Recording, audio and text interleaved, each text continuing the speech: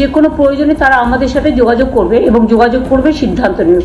কোনো রকম কোনো পলিসি ডিসিশন নিতে গেলে বা কোনো রকম ঘটনা ঘটলে তারা আমাদের সাথে নিত্য নৈমিত্তিক যোগাযোগ রাখবে।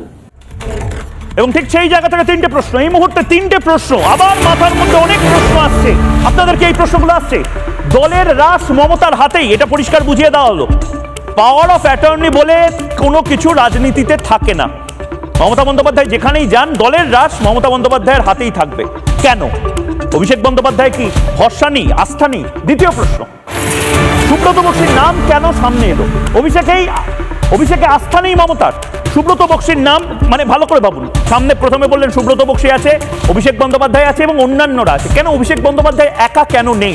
এখনো যদি একা না থাকেন, 2026 চলে এলো, কবে অভিষেক বন্দ্যোপাধ্যায়কে লঞ্চ করা হবে? তাহলে বলে দিন লঞ্চ করা হবে না অভিষেক বন্দ্যোপাধ্যায়কে। অভিষেক বন্দ্যোপাধ্যায়ের অন্য পলিটিক্যাল অ্যাসপিরেশন থাকলে অভিষেক বন্দ্যোপাধ্যায় বলুন, ওপেনলি বলছি, জবাব চাই বাংলাতে। অভিষেক বন্দ্যোপাধ্যায় এসে নিজের স্ট্যান্ড পয়েন্ট ক্লিয়ার করুন ময়ূকের সামনে। 3 নম্বর প্রশ্ন, এই মুহূর্তে 3 নম্বর প্রশ্ন, তৃণমূলের পরবর্তী নেতা কে?